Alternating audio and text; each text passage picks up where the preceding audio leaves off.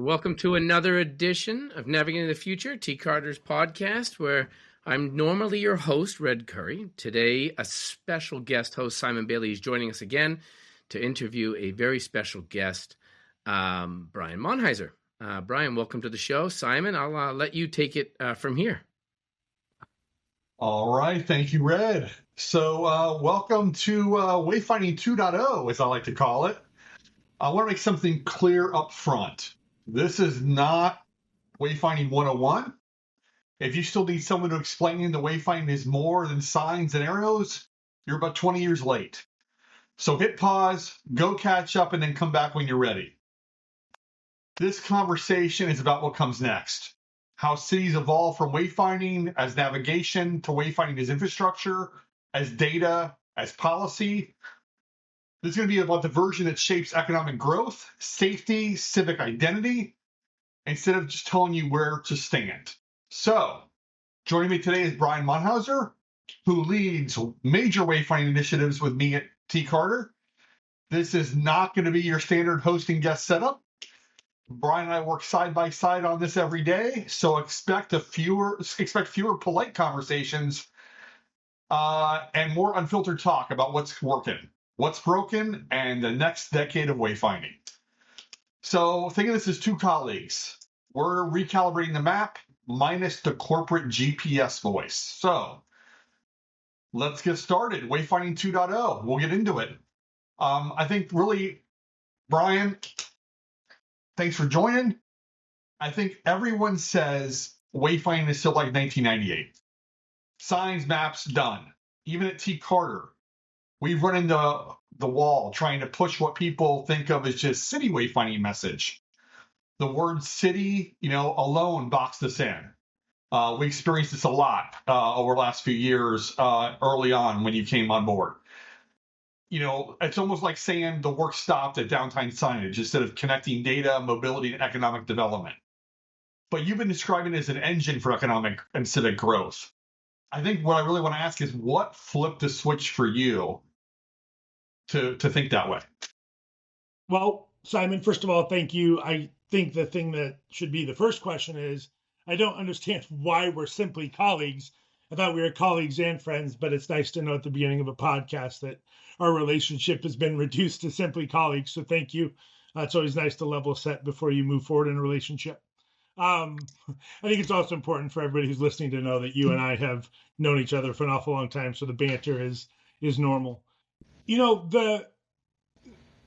What made me think about this differently, right? Being a geographer and geospatial practitioner now for, coming up on 26, 27 years, I've always understood, and in the Marine Corps, we had to start before we could even get into the fun GIS stuff, before we could even get into the fun analytical outputs, right? We had to sit through understanding datums and ellipsoids, and we had to understanding different data layers and how those things came on top of each other. We had to understand what cartography was, right? How did you take what you were building in terms of data and make it something that was human consumable, right? And it was human consumable based on a lot of different needs or wants of the consumer.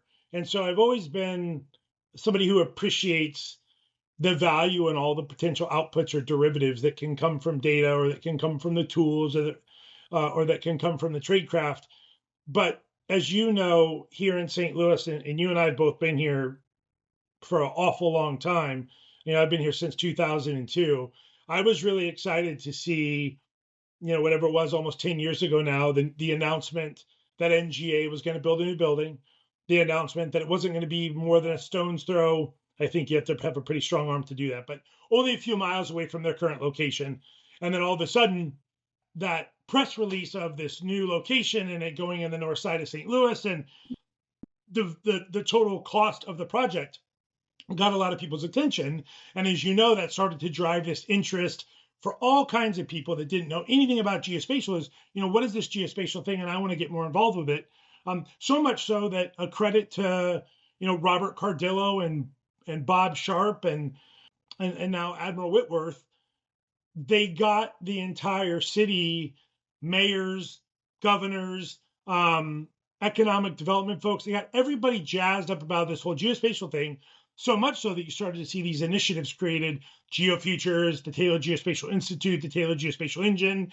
You watch programs like Zakita's at Gateway Global start to emerge and helping young people understand about this entire industry. And so everyone got jazzed around St. Louis and the St. Louis region becoming this next big market for geospatial innovation, excellence, workforce development. And a lot of people who know me know that one of the very first things I looked up was I just Googled best maps of St. Louis. And if you go and you look, it'll make your stomach turn just a little bit, because some of the stuff that's there is either it's just okay, it's not bad, but when I know what a map of St. Louis could look like, something that truly tells the story, it was missing.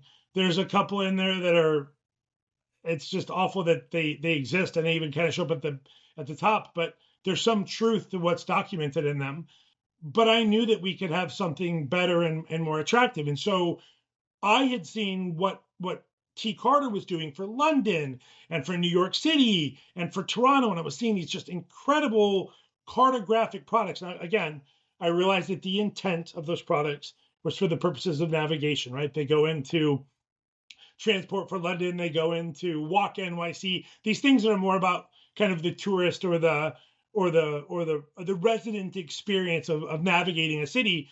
But I looked at it, I was like, gosh, damn, those are really, really sexy maps. And I just wish that St. Louis, this emerging geospatial market, like at a minimum, could it just have one of those so that when people went and looked at my city, they saw that? And it didn't exist. And so, that was kind of the first time I looked at it and said, well, if nothing else, if I don't want to commute any other thing about the area that I live in or this emerging geospatial market, could I at least have a map that was so damn sexy that people go, I want to be part of that, even if I don't understand it? Because there are, when you go and look at the products that we've built around Toronto and New York City and London, I look at those and I go, man, those are really awesome. So much so that I found myself in our portal that we do all this work, just zooming around going, this is really, really cool. And this is really awesome to look at. Well, I feel like you were avoiding, the saying the word, right? I don't think you actually said it, did you? Hood maps. Because let's go unfiltered here, right? I mean, so hood maps, for those that don't know, it's crowdsourced map of cities that's online. You can go to it. It's almost like a tongue-in-cheek way to show the cultural geography of cities. Definitely not official data. I guess it's public perception in some cases, but much more, Google Maps meets human bias, for lack of a better term. Obviously, definitely not the kind of thing you want to show for economic growth. I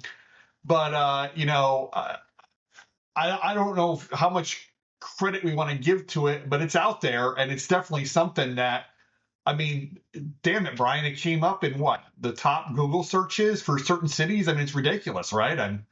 Yeah, it was. So when I did a search for St. Louis the very first time, it was my number 2 result in Google.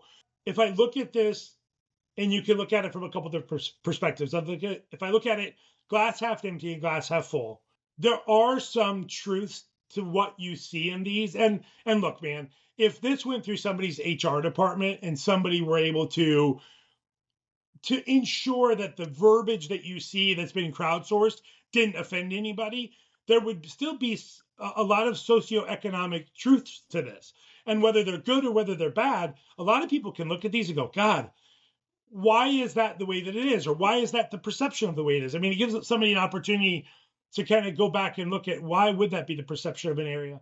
One of the things that we're seeing here in St. Louis is that a product like that, say I'm a parent who lives in San Francisco, and my kid is being recruited by any one of our fine institutions here in St. Louis, and we've got a lot of really, really good ones in the area, and they're going to be an athlete, or they're going to go they're going to go to med school or law school or whatever.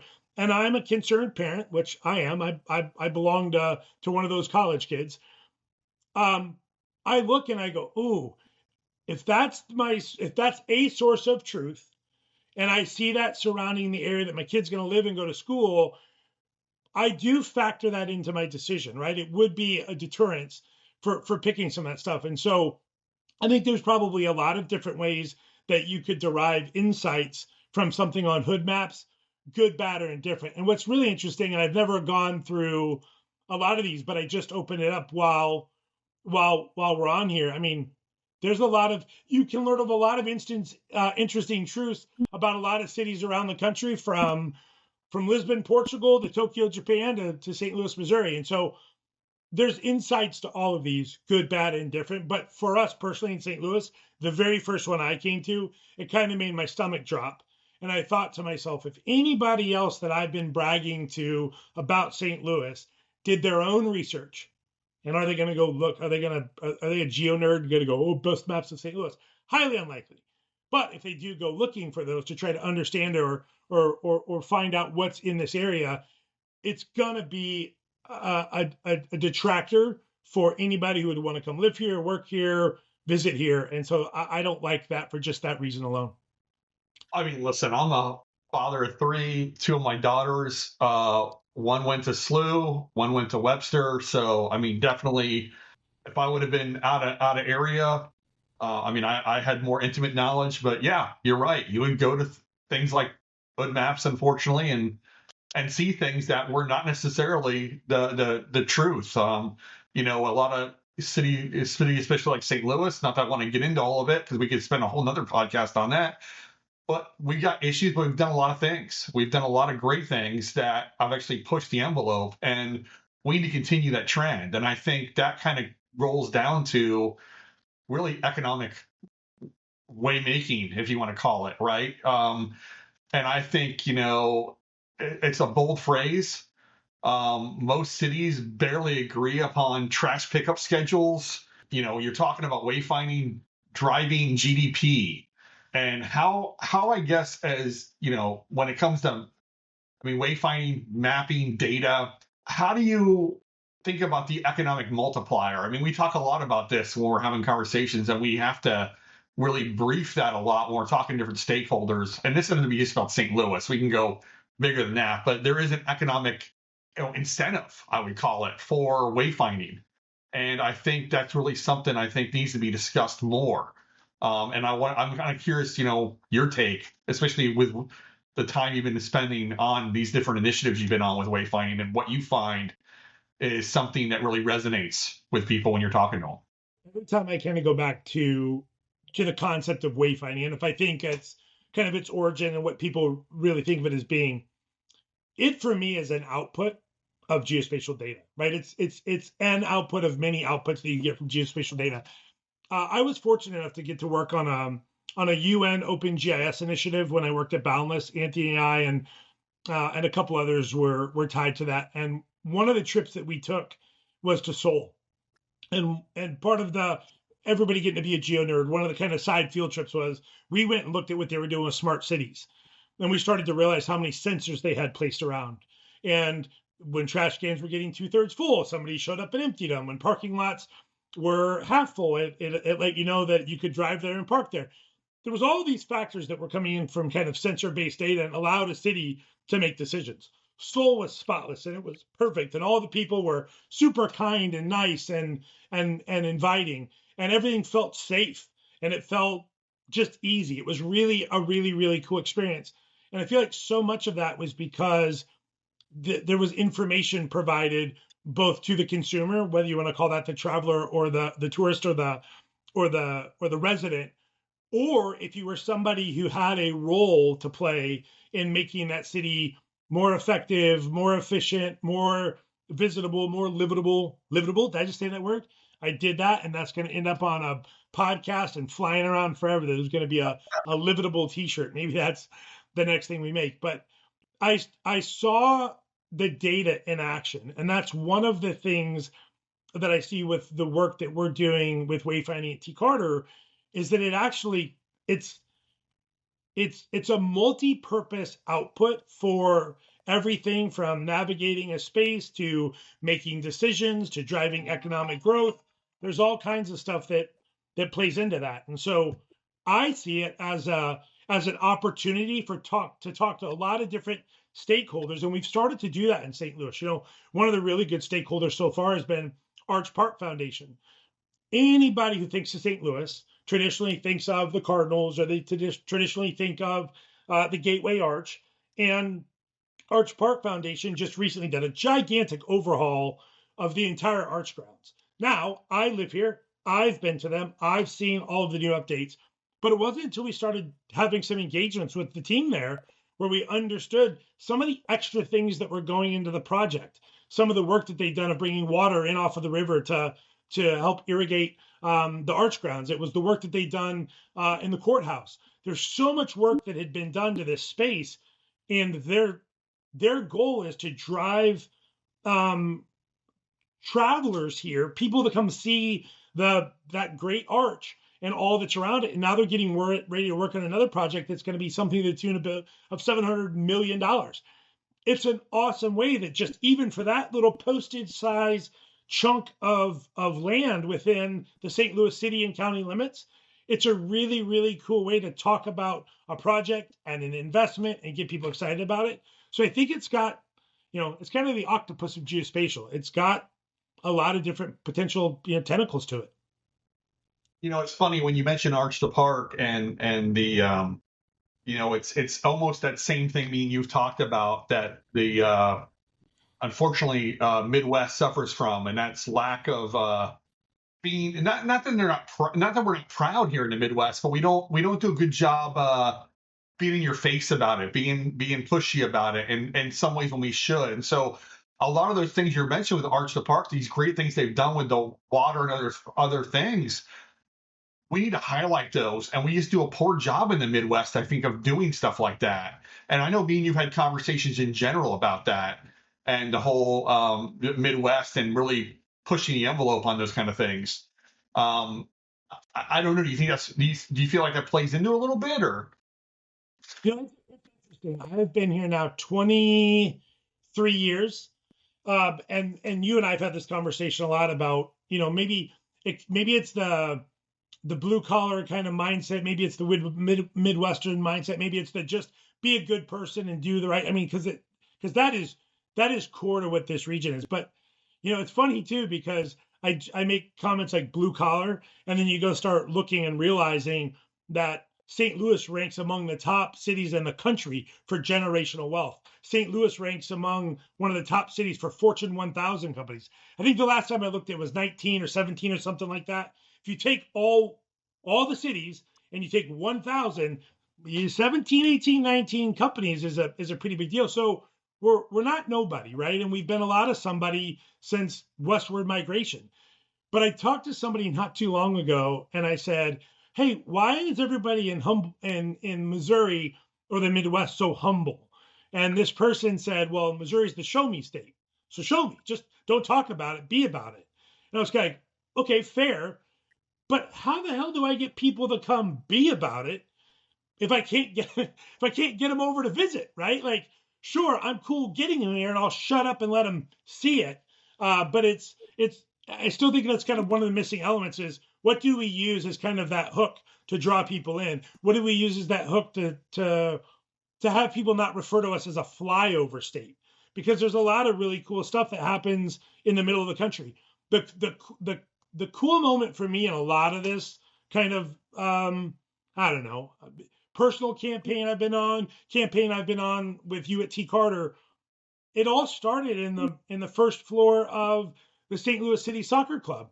Right, I'm standing there, I'm waiting to be part of a meeting, and there's this giant kind of word art or word cloud or whatever you call it on the wall, and it was every little borough in St. Louis, every one of them with its cool little thing, Dogtown, and all the Irish stuff, and the Hill, and all of our kind of Little Italy thing. And I started going through and looking at this. It was the first time that I had seen St. Louis described in a way where it made me go, man, that's a lot of stuff in one graphic, in one picture. And all it really was the words, the names of all the little boroughs, the little towns that exist as part of larger St. Louis City and St. Louis County. And I was like, that was the first time I ever felt like somebody talked to me about St. Louis in a way where it set the hook. What are all of these? How are they kind of interconnected? Why are some bigger than others? And it was based on size and stuff like that. But I mean, there's a lot of little areas, and had I not ever seen that kind of displayed that way, I wouldn't even have thought of St. Louis that way. And I've been to almost all of those that were in that little word cloud. You know, it's funny when you were talking about Midwest, St. Louis humbleness and the show me state. I was just, it was dawning on me, like, I mean, how wayfinding is almost the perfect humbleness to show something and the show me part that you could ever ask for, right? Like when you actually think about wayfinding itself. So it's kind of funny how it fits perfectly into the whole messaging. So I want to back up for a minute, though, to something that you mentioned earlier, and that was when you were talking about sexy maps. And, you know, I know in conversations we've had, we've talked a lot about, you know, when you think about the human experience and, you know, how clarity, confidence, and connections, you know, sound simple, but really hit at the core of wayfinding is supposed to be. What does it actually mean in practice, or to you, when you're thinking about those three words: clarity, confidence, and connection? Well, let's start with confidence, right? I don't know that I've done anything in my entire career where precision and accuracy weren't of the utmost importance. You don't do anything in the geospatial space without precision and accuracy, right? We land planes, we have weapon systems in our military, we have safety of navigation, right? And that's part of the planes thing. But what about maritime? There's, I got to be part of an opportunity in my Esri days where I met with the Shell oil guys and realized that the drilling for oil, the precision of where you put that drill could matter tens, if not hundreds of millions of dollars in revenue. So when I think about, oh God, what was, give me my three words again. Clarity, confidence, and connection. So you talk about confidence. So when I think about confidence, right, for me, that's the first one, and that's all around precision and accuracy. If I don't have that, I'm not going to have confidence about anything. Clarity, I think we've gotten to the point where, and Anthony Calamito kind of jokes about this all the time, that geography has become so ordinary. Everybody zips around and does everything because their phones are clear and it makes sense and it's got navigation on it and GPS. And if it's not clear, right, and I think we've all become creatures of convenience, right? If something's not easy, we're probably not doing it. We come home and we see things like Netflix and Spotify. Man, I can find any movie, any music, any whatever, and it's just easy. But it's because those kinds of things are clear. I love my iPhone because it's clear and easy to use, right? Red doesn't have an iPhone, and I joke about it all the time. So he has to deal with the clarity of an Android. Sorry, Android fans out there. But the point is, I want things to be simple, right? It's got to be clear and understandable. And what was my last one? What was my last? And it was connection now. Look, man, my entire life's been built on connections. And I think you can define connections in a lot of different ways, right? Connections between people, connections between spaces. We all have connections with the places we work or the places we live or our favorite places to travel or some memory we had somewhere. If I can't create those connections, I don't want to have it. The better and easier I can create those connections, or that those connections are created for me, the you got me hooked, right? And I think that's one of you could joke all you want. I keep looking up at my top screen at this hood maps thing. It does provide a lot of clarity. Now, true or false, that's TBD. And I think it really goes back to a lot of my career of trust but verify. I can't just assume those things to be factually correct. But right now, when I look at them, that's the clarity I get, right? Like it's telling me, or that's the connection it's giving me. Like, I don't want to go there, or I don't want to go there. Well, hold on, I might.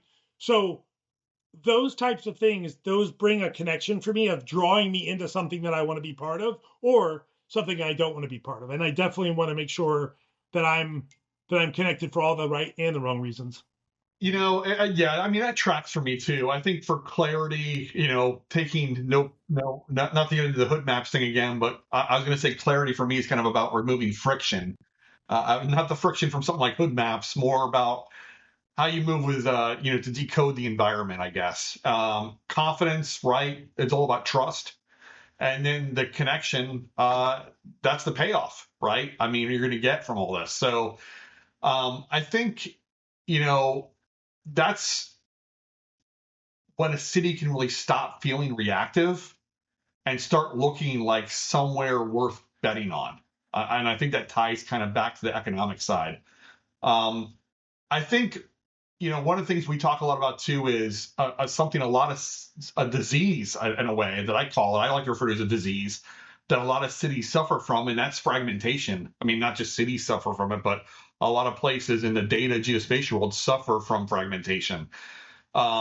Transportation is doing its thing. Tourism is often its own silo. Developers are improvising based on information they can gather. I think, I like to think that what we're proposing with some wayfinding is almost a cure. And how we build a unified spatial framework. I don't know. Do you have any comments, or would you like to continue that thought? I mean, that's kind of some of the things I think about anyway, when it comes to fragmentation and the things that can be done and some of the different fragmentation areas we see. Are you getting the same kind of, I know you talk to a lot more people than I do. You're a much better looking guy than me, so you get out there more. So that's debatable, right? To the visually impaired community, that's definitely true. No, look, it's not uncommon for people to kind of get in their own lanes, right? We segment all kinds of stuff, right? We joked about this that one day. You've got a group whose sole focus is roads, right? And you got another group whose sole focus is bike lanes.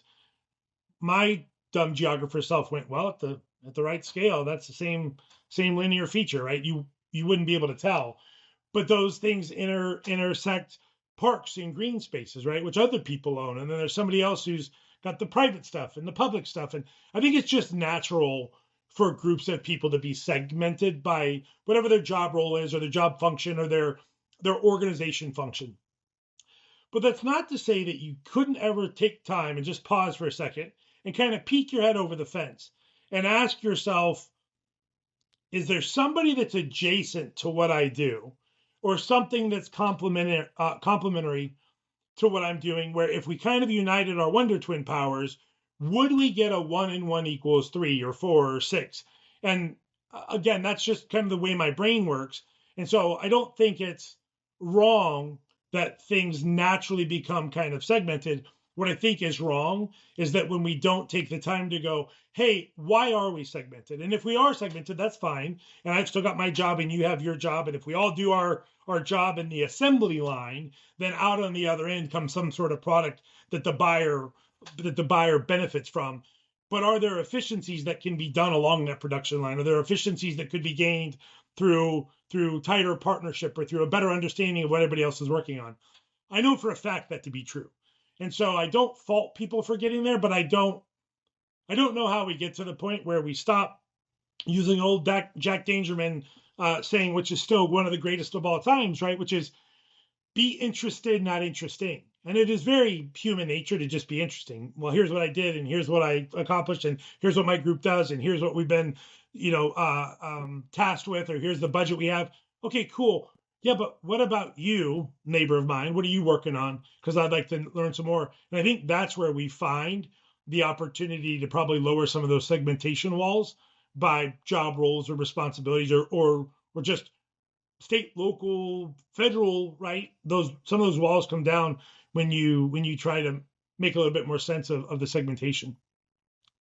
One of the big things that, and you're kind of, I think it's almost a great segue into, is one of the things I feel like I'm an advocate for, and that is really, there's a lot of talk about GeoAI and all the great R&D that's going on in the community, especially here in St. Louis.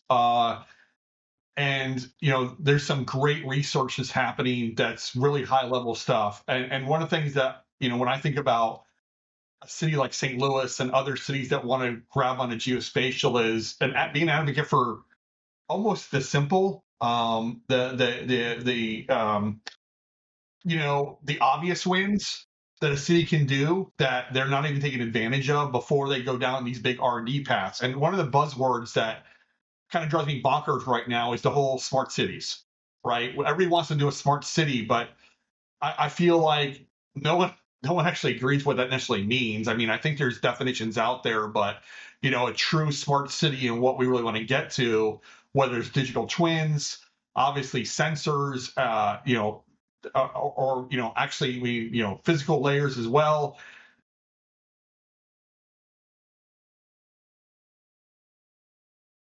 What is your vision for something like when you think about wayfinding and you think about smart cities and where we want to go and maybe different foundational pieces that are needed? Where do you think that whole where it should go to in order to get to a true smart city? So you're building things the right way and not necessarily going for the goal before you get to the starting line.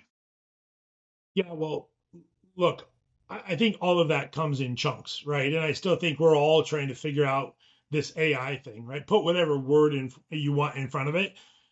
In fact, I'm really kind of excited that you and I are going to go to New York City, and the Geography 2050 this year's whole theme is Geo AI, because you're going to see this like swath of people talking about it. I mean, it's going to be finance, and it's going to be risk, and it's going to be national defense. It's going to be all over the place. And so I'm kind of excited to hear the thoughts and opinions of some folks that really have some juice when it comes to those topics. And so, that's going to be interesting. The AI piece in general, I'm certainly a believer, right? Because I am a user to some extent, but I'm also certainly a skeptic to some, because I don't, what can it be? How good is it going to get? How much can we use it for bad? So there's still a lot of that I'm skeptical of.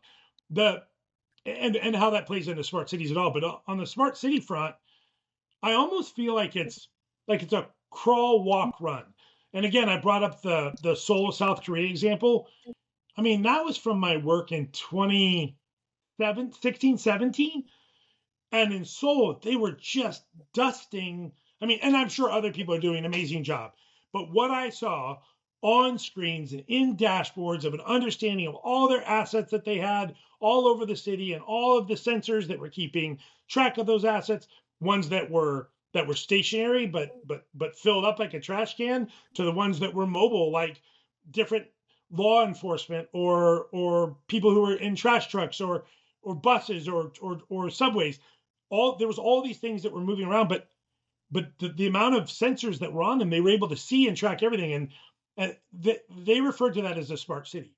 I'm sure there's some sort of definition of what makes a smart city, and one could be, I mean, I know a lot of smart people, but I know smarter people and even smarter people. So, at what point do you get to a smart city, or does it just become a smarter city? So it'll be interesting to see how those things grow. But until you've got all of the information kind of coming in and you do something with it, I don't think you ever truly get to a smart city. On the wayfinding front, in my mind, that's just a whole lot more data that enriches those end deliverables that people want to see. Is it a highly cartographic product? Is it some sort of navigation aid? Is it something that tells me a story about a neighborhood or a borough or a region? I think the output of that product is going to become deeper and richer and smarter the more information that I have. And so I think any output from that starts to get better the more information I have. But again, we also have to go back to the fact of you can't just throw crap into the data dumpster. It needs to be well organized. It needs to be structured. It needs to be indexed and cataloged. It's got to make sense, or else you'll never really have those desirable outputs that you want. One of the things when we talk about wayfinding a lot that I feel like, and you'll know this from your career, that we do a lot when we think wayfinding of separating wayfinding from military mapping. But they're really built on the same human wiring, right? And I guess maybe getting a little into the psychology of it all, right? Colors, symbology, hierarchy of information to trigger instinctive responses, whether it's in fonts or symbology or iconography. The brain doesn't waste time decoding, right? It just acts. It's done a lot in military mapping and stuff like that. whether that's used for battle efficiency, but in a way we're doing the same thing, but is disguising as a user experience. When you think about that, and that kind of gets more into not just the important parts of how you can drive people a certain way, but also then gets into storytelling, right? That's kind of the next evolution. Once you're kind of thinking about how you want people to act and what they get out of something and how you construct that wayfinding experience, then you're also then able to bring those stories to life. How would you tell a city story through signs and data without turning into like a theme park? What are your thoughts on that? Well, so it's fun to have Red on the call too, right? Because the thing that happens from Red a lot, or that I've learned over the years, is marketing matters, right? I've got to get somebody to have the response to buy. And the word buy means anything: response to act, response to think, response to whatever. The thing that I'm trying to do is inspire people to stay, or I'm trying to inspire people to do something, trying to create an emotional response for them to go on that journey with me. Is that from the airport to the zoo? Sure. Is that understanding why we're the number 2 city or the number 2 team in all of baseball with world championships? It doesn't matter what story I'm trying to tell, right? But I'm trying to inspire that emotional response to buy something, and that's what it feels like to me. I want people to one, be interested, and then I want them to stay around. And I'm sure that there's countless examples out there. It doesn't matter if you're a car dealership or if you're a software company. You gotta get folks in the habit of first going, that's interesting, tell me more. And then you got to be able to keep their attention. And there's all this science. Again, guys like Red deal with around how many clicks does somebody stay? How quick do they get off of something? Why did they only click once and disappear? There's a whole science to getting people to stay. And I think for me, it really is a marketing aspect. I'm trying to create emotional response to buy. It's funny. We've all been in someone's house and you walk in and go, good God, who decorated this place? This is horrible. And it's almost sensory overload and you can't wait to get out of there and take some Excedrin. And then you've also gone places you're like, man, I'm relaxed, I'm cool, I'm calm, I want to be here. I think that's what I'm trying to create in a storytelling, right, an experience for people. And again, when I look at the outputs that T-Kartor has around wayfinding, it actually, and again, I'm a geography nerd, but I sit there and I stay and I play around and I'm looking and I'm exploring streets and I'm exploring neighborhoods and I want to see what's there. It makes it really easy to stay and get engaged. And it all comes down to the way you've labeled stuff and colored stuff. And it has to be something that makes you feel inspired to stay around and play, or inspired to buy. And I'm gonna go for it. You kind of hinted about Red being on the call, and I'm gonna drag Red into the conversation real quick. So Red, you have a heavy marketing background. You came on board at T-Kartor a few years ago. Not really involved in geospatial area, got introduced to the wayfinding, what we're doing here. From your marketing perspective, give me what your first impression was. What did you see when you think about marketing, cities, economic development, the things we're trying to highlight? And, any inspirational words or anything that you felt like that from a marketing side that you see the power behind it? It's a great question, and I'm sitting here chomping at the bit to say something because it's what I didn't see. And when I first came I'll look at St. Louis, for example, and I've been following Brian around in his career, and now you, Simon, in yours for a little while. When I first came to St. Louis, I saw so much stuff in between the lines. A to B wasn't enough. And Brian used to say, there's so much more. When I walked through the airport, there's a museum in the airport on my way out of Lambert. When I get into town, there's another museum for blues. When I get to, it's more than just meals and sports teams. There's a lot of rich culture, rich history that I would never see on a business trip between the airport, the hotel, and the office. I think what gets me excited about it, because I really wasn't a geospatial guy.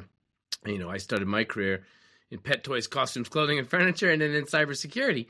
What got me interested was the stories behind the places, the stories behind the people, the history, the future, past, present, future, and all that we could tell. So when Brian and you guys talk about bringing people together, different stakeholders from across a region, it's that unity, that unifying sense of what a place is and what it means. And Brian, you talked about the culture in St. Louis. I got to learn about a place I never otherwise would have thought twice about. I live in Boston, Massachusetts. There are things I miss here in this city that I don't get to see every day. What excites me about it is exploring and then sharing those things with other visitors who come to your city. Right, we just had GeoInt, the conference in St. Louis. Between the conference center, the hotels, and the restaurants, what are we missing? What are we not getting to see? And what did the businesses miss? What do the community centers miss? People who even live in the area don't know the amazing value of the things they have around them. Brian, I think we talked about that, right? There's so much opportunity for those who live there, not just travel there. And that's the story that I think that you guys are on a path to tell better than it isn't just a map. It isn't advertising. It isn't a kiosk. It isn't a billboard. It's all of the amazing things that you feed into it that tell a really cool story that make people fall in love with a place or a space. That's great, Red. I mean, that's definitely something that hits close to home for me as somebody that moved to St. Louis over a decade ago. It was years before I realized everything St. Louis had to offer. I mean, I used to go out here on trips, work trips, I worked for Boeing out in the DC area. Obviously traveled to St. Louis a lot. St. Louis is a major, area for Boeing. Obviously a lot of people out here. And I would come out here periodically, but I was always up at the airport, never really knew what St. Louis had to offer.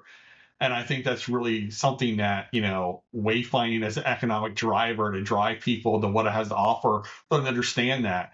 I learned it through more connections, starting to live here, that I think cities aren't taking advantage of when they think wayfinding. And I don't want to sound like we're picking on St. Louis, because I think it's just an easy way to tell because we're here now. I think Boston, you could say the same thing out there, right? There's things that Boston's not taking advantage of. I guess kind of then going into the bigger, like the next area of wayfinding really and talking about how this is really a collaboration with different stakeholders. And we talk about public and private collaboration. It seems like every time I go to a damn meeting, I hear about we need collaboration between public and private sectors. And then I don't even know half the time what the hell they want to do. They don't really give you a roadmap for that. I guess what is, and I'm going to throw it back to Brian here. What does real collaboration look like in wayfinding, and what is that? How does that actually get built? I know we're doing that here, but what's the way you go forward, Brian? I mean, I don't know if you talk about what we're doing now or whatever. I'll let you take it. Well, I still think one of the biggest challenges that we have in general is there's still a huge education gap, right? You can't run around and yell at a bunch of people and go, oh, well, you should be doing this and you should be doing that. And we still have to go back to some of the bare bones, right, of getting folks excited, but through education. You can't go and tell people, oh, you should have great maps and you should do smart cities. What does that mean? Do we have the right teams? Do we have the right technology? Do we have the right data? Do we have it now? What are we missing? What do we still need? And so I think there's kind of this giant education initiative that has to go into all this. And I think that's one of the things that we're doing right now in a very one by one, but not, going back to the whole, idea that people and things are segmented. We're not trying to create more segmentation. We're trying to do a lot of education and then unification, right? And if we can get some of the people involved and go, hey, so-and-so, have you considered wayfinding for again, I'll use the Arch Park piece. It just tells a better story for a postage stamp piece. But you've already got the team there going, hey, Brian, hey, Simon, let me introduce you to folks at St. Louis University. Hey, let me introduce you to people at the Danforth Plant Science Center. It's all of these other stakeholders where we have the one thing in common. We're trying to attract people and businesses here either to stay or to come to. It's a to and through model. Either come here and hang out with us for a week or for a month or forever, but we're trying to all get unified in driving people towards one common goal, which is we want to be a leader in innovation. We are a leader in ag tech. We are a leader in biotech. We are a leader in geospatial and have an aspiration even be a bigger leader. You can't drive people to be part of a space unless they're inspired to be part of that. And we're not going to inspire people unless we make some changes. And we're not going to make some changes unless we educate and kind of unite some people. And so I think we're on an education campaign to get people to understand the why and the how. That kind of interesting segue into, T-Kartor has been great at large city frameworks like London, Toronto, New York City. I mean, we're in many ways, I'm Tudor on Home, a global leader in wayfinding in those major cities. And we need to find ways with the mid-market cities because a lot of them are still taping arrows to the walls. Based on what you've seen and what T-Kartor has done with big cities like London, Toronto, New York, what can they steal or learn from these big cities? And what can be done right? What is no one talking about yet? I think is really even the big cities. Like, where do you see that going, or kind of like maybe global lessons in a way?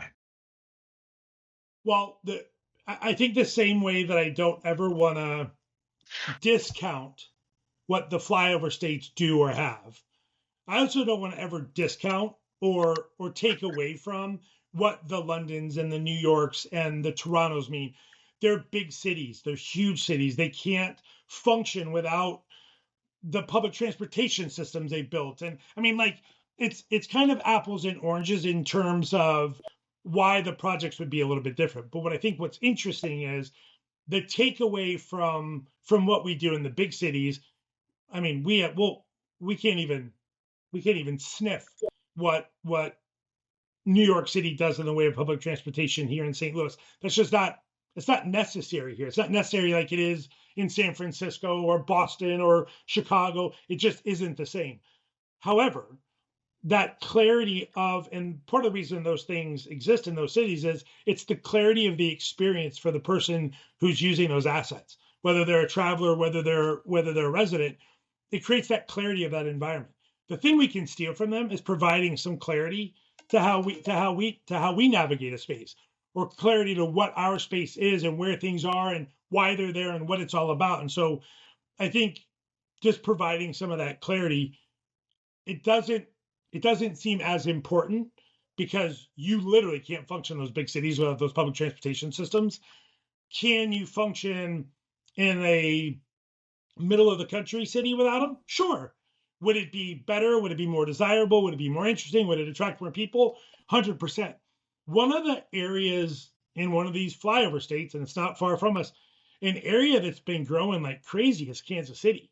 And they've been doing all kinds. I think isn't there like some power district or electric district or something where everybody's enamored and it's turning into this real cool, hip space you want to be. If you go down to our ballpark village, that's all relatively new since 2005. And you can get completely immersed in that one chunk of property that's how many ever bars in the ballpark and restaurants and hotels. It's all like in this.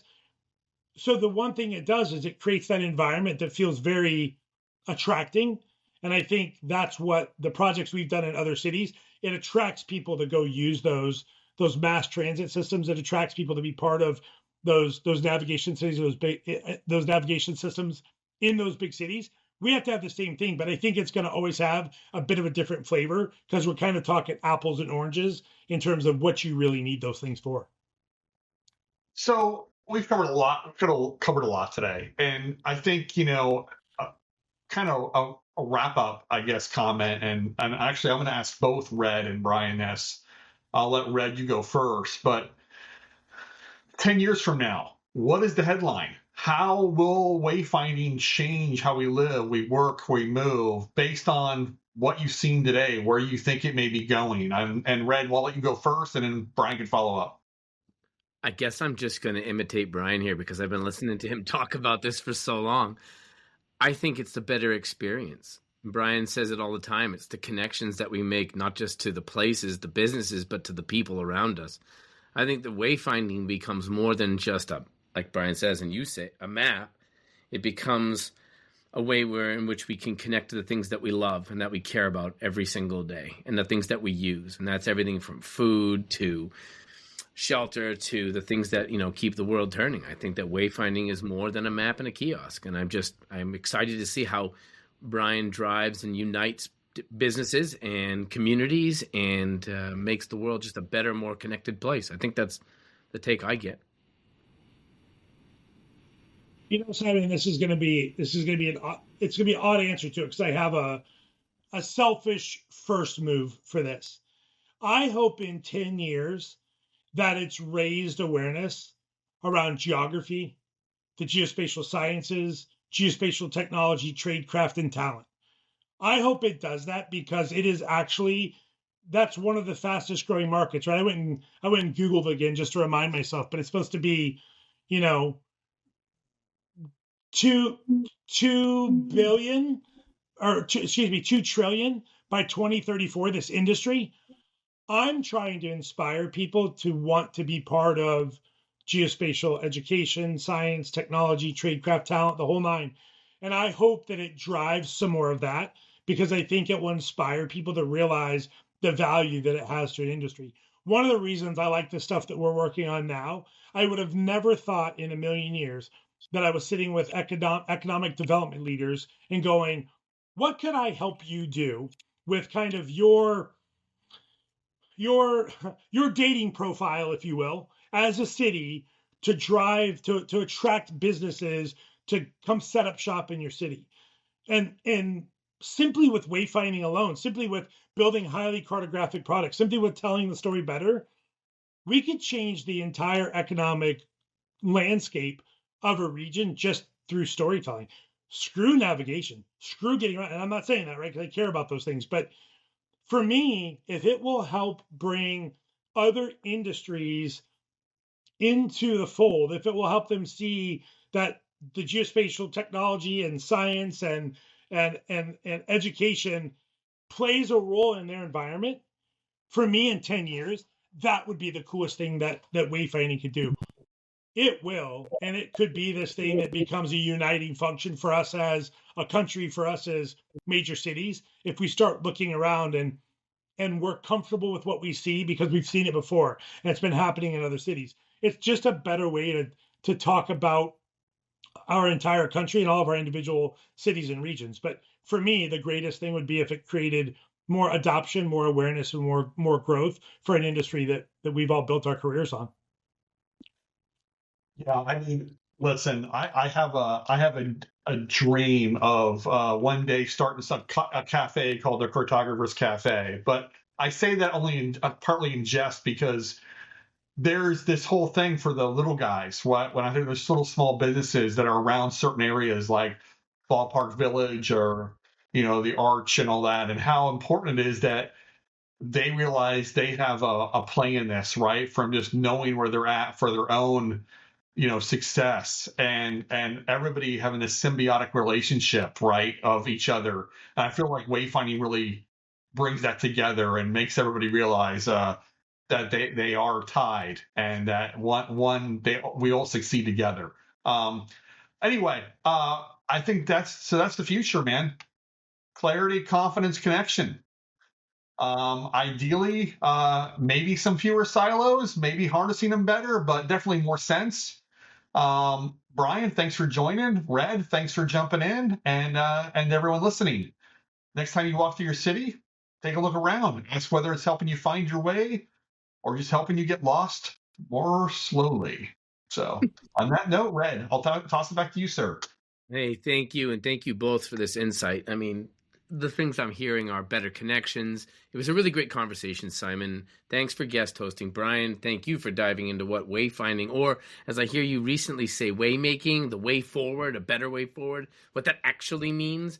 And I know it gets frustrating for you because we're trying to grow this thing into something more than just what it has been for a very long time, into something much bigger, and you're tying that all together to where it could possibly go.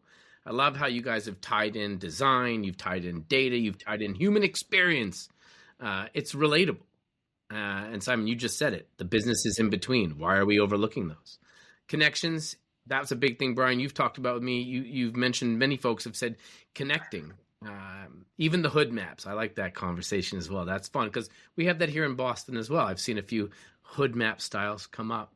But to everyone listening, thanks for joining. And if you've enjoyed this episode, please follow Navigating the Future and many other conversations that we have about things like cartography, which that cafe sounds really cool. Maybe that's the new blog, Simon, that you and Brian should run together. Simon and I need to partner with the Explorers Club. That can turn into something. That could very well. So, and for the people shaping what's next, you guys could have some great conversations on that. So you can find us on LinkedIn, YouTube, Spotify. Just search T-Kartor, Kartor. And until next time, take care and keep exploring, as I know Brian and Simon definitely will. Cheers, everybody.